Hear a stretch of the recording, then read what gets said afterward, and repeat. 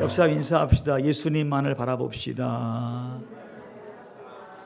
제가 찬양 인도하면서 말한 것처럼 이번 주간은 깊이 주님을 묵상하고 바라볼 수 있는 그런 한 주간 되기를 간절히 바랍니다. 기독교는 피의 종교라고도 할 수 있고요. 또 기독교는 고난의 종교라고도 이야기할 수 있습니다. 아마 우리가 가장 싫어하는 단어가 아닌가 싶어요.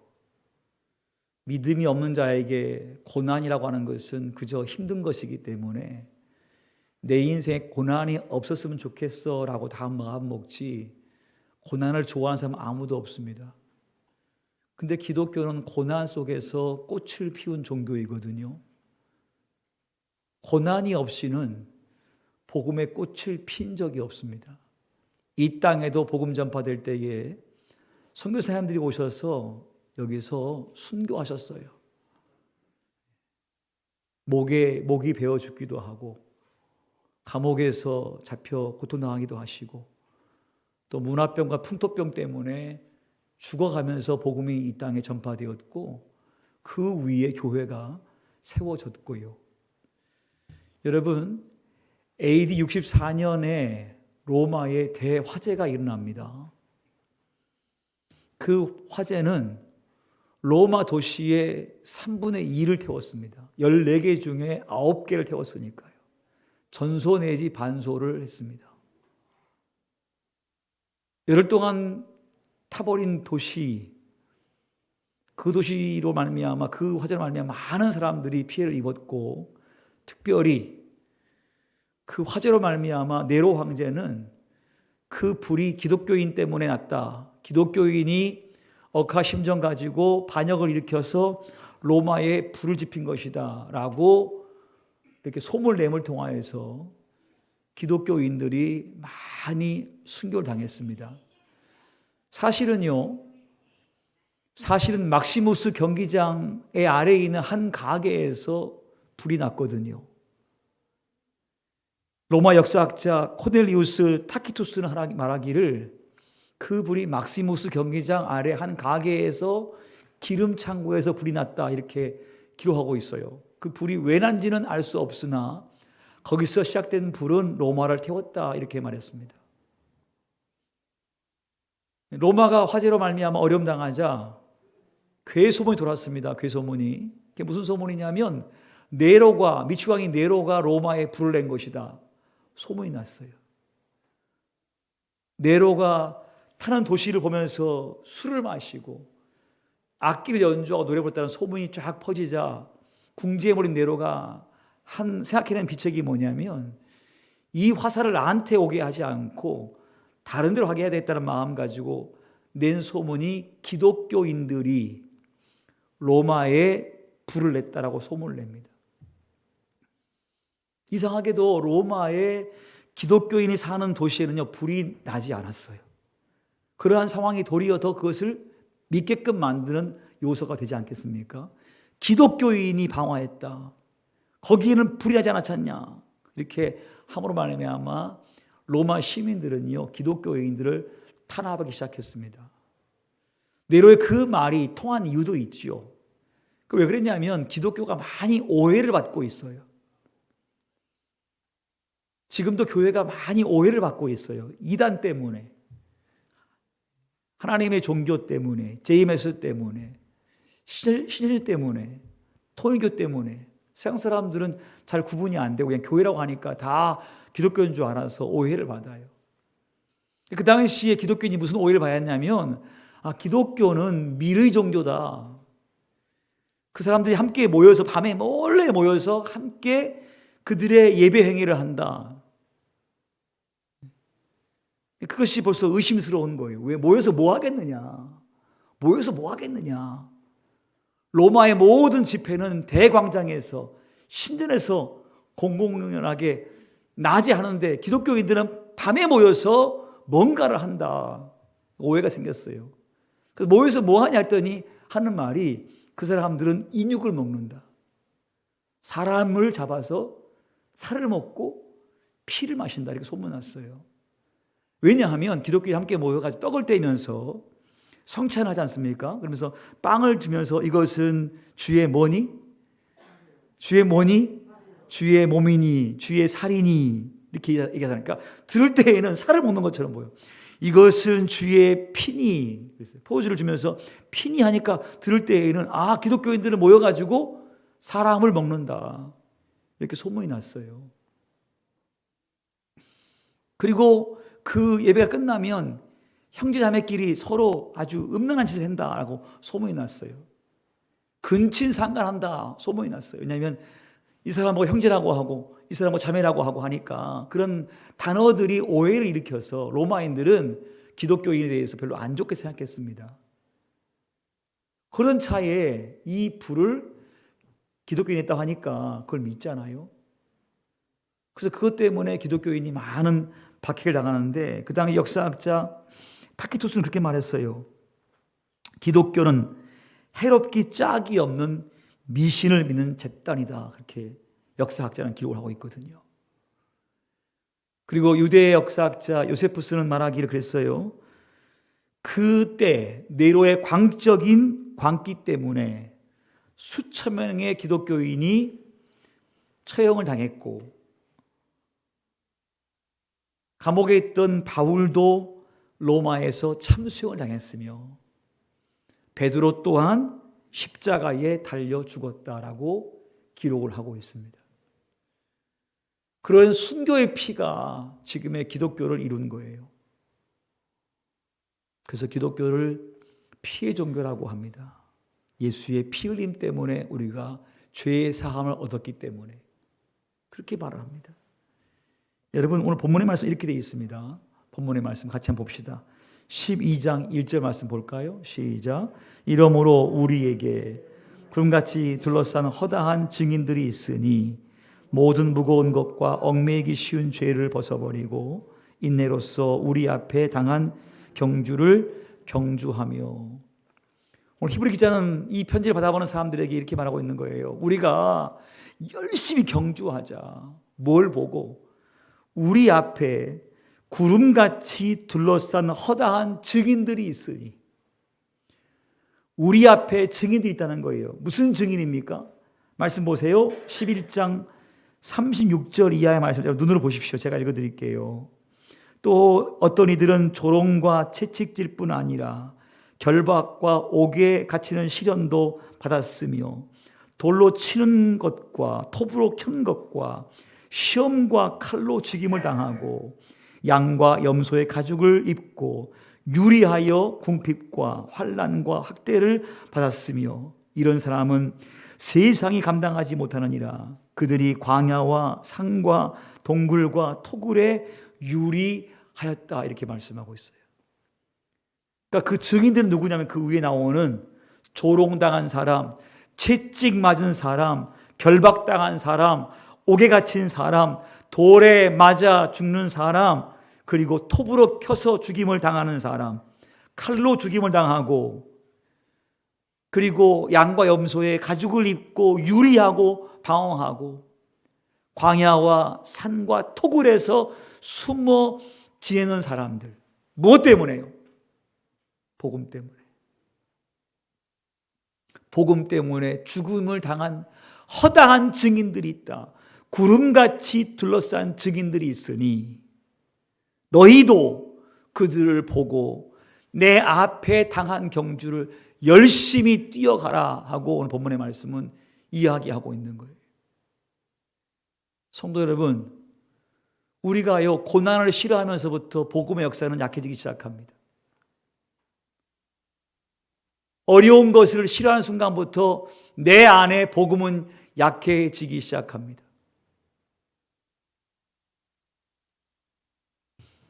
복음에 순종하고자 하는 나의 싸움을 쉬면서부터 나는 점점 세상의 흐름에 함께 가는 사람으로 바뀌어버립니다.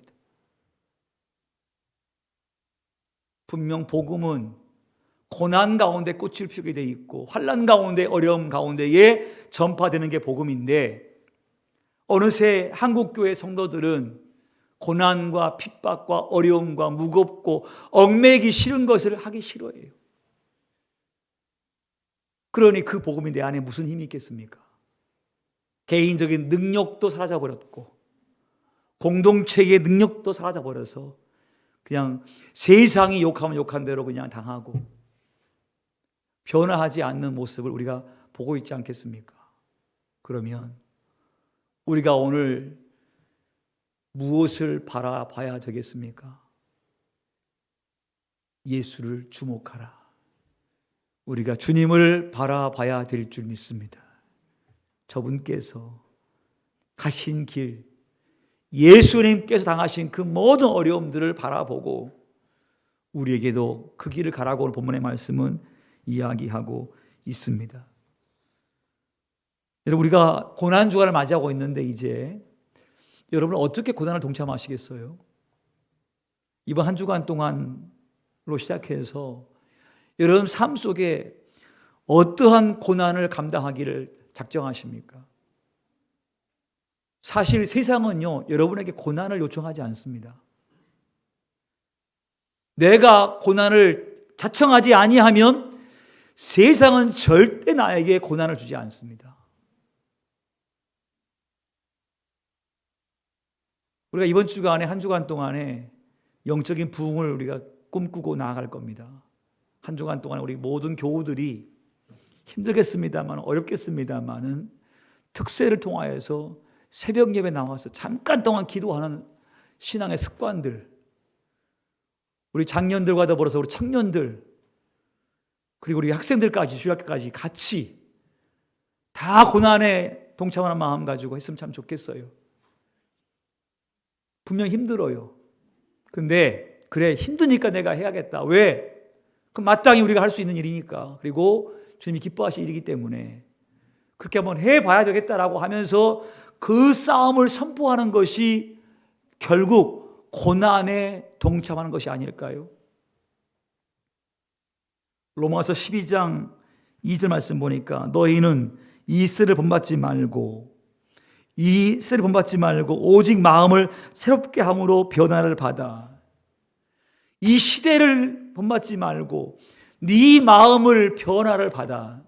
즉 고난에 동참이란 내 마음이 변화되기를 힘쓰는 것. 그래서 세상적인 습관에 물들어 있는 나에 대해서 야, 내가 이제부터는 그렇게 안 할래. 내가 다시 기도 시작할래. 다시 예배 중심의 인생을 살아갈래. 내가 다시 복음 전파하고 살래. 그 마음 먹는 순간에 우리 마음에 고난이 느껴질 거예요. 부담이 느껴질 거예요. 고통이 느껴질 거예요. 그런데 그 고통에 내가 순종함으로 나아가게 되어지면 우리 안에 영적인 능력이 회복되어질 줄 분명히 믿습니다. 한 주간 동안에 우리가 여러분이 늘 즐겨하던 것들이 주님께서 기뻐하지 않는 것이라 생각되어지면 여러분 마음으로 선포하십시오. 내가 이번 한 주 동안에 이거 하지 않겠다. 저도 유튜브를 봅니다. 대략 하루에 얼마나 볼까 하고 생각해 보게 되면 뭐 1시간 정도는 아니어도 하여간 뭐 30분 이상은 보는 것 같아요. 잠깐 동안 이렇게 본다고요. 근데 어느 순간에는 보다 보게 되면 막 30분이 지나가요. 그래서 문득 생각하기를 미쳤다. 이런 생각하는 거예요. 계속 컨텐츠가 계속 올라오니까 보다가 또 올라와 또 보고 하다 보니까 이게 시간이 엄청 가더라고요. 그러고 나서 정신 차리는 거예요. 아니, 내가 뭐 하고 있지? 미쳤네 이거. 혹시 여러분 가운데에 내가 즐겨하는 것이 주님이 기뻐하지 않는 거예요. 그러면 이번 한 주 동안에 그걸 좀 향하여서 선포하십시오. 내가 이번 한 주 동안에 그러한 것, 하나님이 좋아하지 않는데 내가 좋아하는 것, 그것이 있다고 한다면 내가 그거에 대해서 내가 이번 주간 하지 않겠다라고 선포하고 변화를 받아 그렇게 살기 시작하면 우리 안에 그것이 바로 고난에 동참하는 거 아닐까요?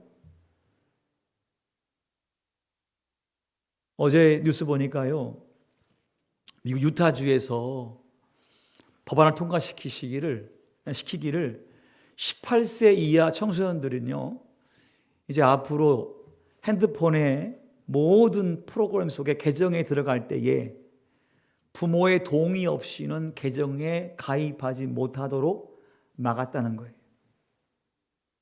예를 들면 유튜브라든가 틱톡이라든가 하여간 모든 SNS 모든 사항에 대해서 18세 미만은 부모의 동의 없이는 가입이 안 된다 하고 막았다는 거예요. 그리고 밤 10시부터 새벽 10시 반까지는 그런 핸드폰의 그런 콘텐츠를 볼 수 없게 막았다는 거예요. 부모의 동의 없이는. 그래서 이거 보면서 그 사회의 문제와 해악이 얼마나 많으면, 미국 사회에도 그것 때문에 얼마나 많은 청소년 범죄가 일어나면 굳이 이렇게 했을까 충분히 공감이 되어지고, 우리나라도 이게 빨리 도입했으면 참 좋겠다 싶은 마음이 들어요. 청소년만이 아니라 다 어디에게, 중독 증상이 있는 모든 우리에게 그래서 참 좋겠다는 생각이 들어요. 그래요. 하여간 그것이 바로 고난에 동참하는 것이 아닌가 싶어요. 이번 한 주 동안에 자신에 대해서 영적인 전쟁을 선포하시고, 그리고 주의 뜻대로 순종하기 위해서 고난을 자처하여 그 길을 갈 수 있는 그러한 결단이 있기를 간절히 바랍니다. 그래서 힘들고 어려우면 누굴 바라보자고요? 주를 바라보자는 거예요. 예수를 바라보자. 힘들 때에 주님 바라보자. 그렇게 말씀하고 있는 거예요. 여러분, 우리가 어떻게 하면 고난을 이겨나갈 수 있을까요? 영적인 고난이든 아니면 생활의 고난이든 간에 고난이 내게 다가왔다고 한다면, 고난이 내게 있다고 한다면 여러분, 그 고난을 어떻게 대할 것이냐? 따라합시다. 모든 고난은 합력하여 선함이 되게 하신다. 아멘. 최소한 그리스도인의 고난을 대하는 자세는 뭐냐면, 고난은 내게 유익이다. 혹여나 내 마음속에 내가 왜 이런 고난을 당해야 됩니까? 라고 혹시 반문되는 마음이 생겨도 그 고난은 유익이다. 예수님은요, 고난 당하셔야 할 이유가 전혀 없습니다. 그분이 죄인이십니까? 아닙니다. 근데 고난 당하셨습니다. 피할 수 있는데 피하지 아니하고 오늘 종료주일 날 주께서 예루살렘 올라가시는 거예요. 잡히시기 위해서. 왜냐하면 그 고난은 사명이기 때문에. 내가 의로운 가운데 고난당하고 있다고 한다면 여러분의 그 삶을 통하여서 거룩한 주의 사명이 이루어지고 있음을 믿으시기를 바랍니다.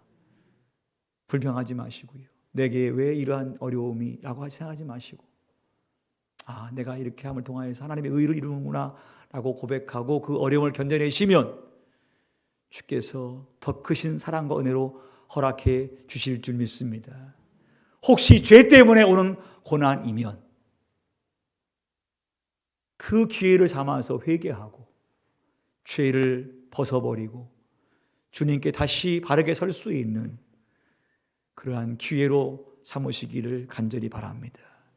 혹시나 실수 때문에 당하는 고난이라 한다면 그 고난 때문에 내가 더 조심할 수 있고 더 성숙할 수 있으니, 그러니 죄 때문이어도 의롭다 한다 할지라도 실수 때문이라 할지라도 그 고난을 믿음으로 해석하고 믿음으로 감당하게 되어지면 범사 유익하게 될 것을 분명히 믿습니다. 우리가 어떻게 하면 고난을 이겨나갈 수 있을까요? 오늘 보니까요, 첫 번째 말씀 보니까 따라합시다. 믿음의 주요 온전케 하신 이인 예수님을 바라보자. 누구 바라보자고요? 예수님 누구시라고요? 믿음의 주라는 거예요. 믿음의 주, 모든 것의 주인 되시는 분, 창조자이신 분 예수님. 그분은 어떤 분이세요? 온전하신 분이세요. 그분이 온전하셨는데 어려움 당하셨어요. 창조주 하나님께서 온전하신 분이신데 그분께서 고난 당하셨으니 너희도 혹여 고난 당하면, 어려움 당하면 다른 거 보지 말고 누구 보자? 예수님 바라보자. 할렐루야. 주님을 바라보자 하는 거예요. 힘들어도 어려워도 괴로워도 주님 바라보시기를 축복합니다. 따라합시다. 주님을 바라봅시다. 할렐루야. 예, 불평하지 마시고 원망하지 마시고 주님 바라보시기를 축복합니다. 여러분, 마귀는 어떤 사람인 줄 아세요? 마귀는요, 우리의 초점을 흐리게 만드는 자예요. 눈을 멀게 하지 않고 정확히 봐야 할 초점을 흐리게 만드는 자예요. 지금 내가 살고 있는데 내 초점이 지금 하나님께 있는지 복음 안에 있는지를 잘 보세요. 내가 잘 되고 건강하고 하여간 세상적인 모든 복을 구하고 있는데 그 복을 구하는 초점이 하나님을 향하여서 옳은 초점인지를 잘 한번 보세요. 마귀가 예수님께 와서 그렇게 유혹합니다. 야, 예수야, 돌로 떡 만들어 먹어라. 주님께서 금식하신 목적은 뭐예요? 이제 곧 공생애를 시작하시면서 십자가에 죽으실 것을 준비하면서 기도하는 거예요. 지금 사명을 위해서 금식하고 기도하시는 거예요. 그게 예수님의 목적이거든요. 근데 마귀는 와서 그래요. 배고프지? 네 능력으로 돌을 빵으로 만들어 먹어. 사명을 위해서 참는 것을 권고하는 것이 아니라 너 육신적으로 배고프잖아. 그러니 빵 만들어 먹어. 지금 당장 배고프니까. 사명은 놔두고 지금 당장 배고프니까 그거 먹어. 이렇게 얘기하는 거예요. 마귀는요, 사명 바라보고 오는 예수님에게 그거 보지 말고 육신이 원하는 것을 지금 해결해라는 것을 요청하고 있는 거예요. 우리 많은 그리스도인들이요, 거기에 속아요. 사명이 아니라 육신이 원하는 것으로 인생의 목적을 두고 따라가다 보니까 속는 거예요. 야, 예수야, 내게 절을 해라. 그럼 내가 너에게 세상의 모든 것 다 줄게. 예수님 십자가에 죽으셔야 되거든요. 그래야만이 인류 구원을 이룰 수가 있거든요. 근데 마귀는 그래요. 야, 너 죽지 말고 이 땅의 부귀영화 내가 다 줄 테니까 내게 경배해. 하나님 의심하고 시험해보고 나 경배하면 내가 너에게 이거 다 줄게. 사명이 아니라 인생의 축복을 바라보게 만드는 거예요. 이게 마귀의 방법이에요. 또 오늘 우리도 살아가면서요, 내가 지금 열심히 하는 모든 일들이 과연 어디에 포커스가 있는지 잘 보세요. 그렇지 않으면 나도 모르는 사이에 마귀의 선악과를 따먹게 돼 있는 겁니다. 근데 주님께서는 그 모든 유혹들을 이겨냈어요. 왜냐하면 당신의 사명을 잘 바라봤거든요. 내가 너희를 사람을 낚는 어부가 되게 하리라 하고 부르셨어요. 그게 그들을 부르는 목적입니다. 근데 어느 순간 그들이 따르다가 예수님을 이용해서 정권을 잡고 높은 자리에 앉고 이 땅에 명예를 얻고 권력을 얻으려는 마음을 바뀌자 그들 모두는 예수님을 부인하고 도망가 버려요. 왜? 포커스를 잃었거든요. 목적을 잃으니까 다 주님 부인하는 거예요. 나는 아니라고 누가 얘기할 수 있겠어요, 여러분? 내가 오늘 마찬가지예요. 오늘 포커스 잃어버리면 주님의 은혜도 잊어버리고요. 믿음도 잊어버려요. 그게 우리의 마음이에요. 그러니까 주님 바라봐야 된다는 거죠. 바울이 일생 승리한 이유는 그에게 많은 고난이 있었으나 그가 승리한 이유는 분명한 포커스가 있었어요. 나를 부르신 주님은 나를 이방인을 위한 사도로 불러주셨다. 나는 땅끝까지 복음을 전파해야 된다. 나는 푯대를 향하여 달려간다. 내가 지금까지 살아온 모든 것, 뒤의 것은 잊어버리고 앞에 있는 푯대를 내가 바라보고 달려간다. 쟁기를 잡고 뒤를 돌아보느냐 합당치 않다 그랬습니다. 그러므로 사랑하는 성도는 우리가 이 고난을 잘 이기시려면 영적인 고난, 육신의 어려움들, 혹시 그러한 일을 이기시려면 오늘 예수님께서 말씀하신 것처럼 믿음의 주이고 온전하게 하시는 예수님을 온전히 바라보시기를 간절히 바랍니다. 여기서 바라보다는 말은 뭐예요? 시선을 고정하다 이런 말이에요. 바라보라는 말은 네 시선을 고정시켜 이 말이에요. 예수님을 너희가 똑바로 바라봐. 그래야만이 내게 당한 모든 어려움들을 다 이겨나갈 수 있다라고 말씀하고 있는 거예요. 또 한 가지 여러분, 고난을 이겨내시려면요, 분명한 사실은 기억하시는데 다 같이 한번 2절 말씀을 같이 읽어봐요. 시작. 믿음의 주요 또 온전하게 하신 이인 예수를 바라보자. 그는 그 앞에 있는 기쁨을 위하여 십자가를 참으사 부끄러움을 개의치 아니하시더니 하나님 보좌 우편에 앉으셨느니라. 주님이 어디 계세요 지금요? 어떻게 거기 앉았어요? 십자가를 참으신 거예요. 부끄러움도 참으신 거예요. 자, 근데 여러분 그 십자가를 참은 이유가 있죠. 어떻게 참았습니까? 기쁨이에요, 기쁨. 그 앞에 있는 뭘 위하여? 기쁨을 위하여. 그 앞에 있는 기쁨을 위해서 지금 당장 당하는 십자가의 고난을 참으시고 많은 부끄러움도 개의치 아니했다는 거예요. 자, 우리가요 왜 어려움 안 당하냐면 부끄러움을 개의치 하지 않기 때문에 그래요. 세상 사람들이 욕먹는 것을 두려워해요. 어느 순간부터 내가 세상 평가에 대해서 좋아하고요. 물론 그 평가가 주님이 평가하신 것과 동일한 평가라면 참 좋겠어요.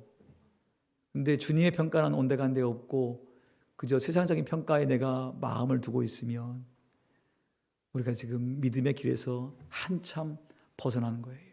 그러니까 우리가 왜 고난을 피하냐면 앞에 있는 기쁨을 바라보지 아니하고 현재의 기쁨만을 바라보기 때문에 그래요. 여러분 우리에게 부활이 없으면 믿음 헛것이라 했어요. 천국이 없으면 우리의 믿음도 헛것이에요. 천국이 없다면 우리의 믿음이 얼마나 허무하겠습니까? 천국은 분명히 있는데, 그리고 천국에 가면은 반드시 영광이 다 다른데, 해의 영광, 달의 영광이 다르고 생명의 면류관, 의의 면류관, 미래의 면류관이 다 다른데 과연 나는 그것을 지금 꿈꾸고 있다는 거죠. 어쩌면 우리 모두는요 현재만 있기 때문에 고난을 두려워하는 거예요. 우리 믿음이 그만큼 약화됐어요. 저를 포함한 우리의 믿음이 약화돼서 세상의 부끄러움 때문에 내가 믿음의 길을 못 가고요, 세상의 비난 때문에 우리가 믿음의 길을 안 갈 때가 참 많아요. 우리가 고난을 이겨내려면 여러분 지금의 이 어려움 뒤에 여호와의 상급을 늘 바라보는 신앙으로 서기를 바랍니다. 주님은 그렇게 함을 말미암아 부활하시고 하나님 보좌 우편에 앉으셔서 영광 받으시는 분인 줄 분명히 믿습니다. 여러분 우리가요 주님을 바라보지 아니하면 성령의 불을 태울 수가 없습니다. 그러므로 분수한데 있는 우리의 이 시선들 주님께 고정하시고, 그리고 주님께서 기꺼이 앞서 행하신 그 모범을 따라서 믿음의 주 그리고 온전하신 예수님을 바라보되 시선을 고정하여 바람을 통하여서 반드시 믿음의 성공을 이룰 수 있는 여러분 되시기를 주님의 이름으로 간절히 축원합니다.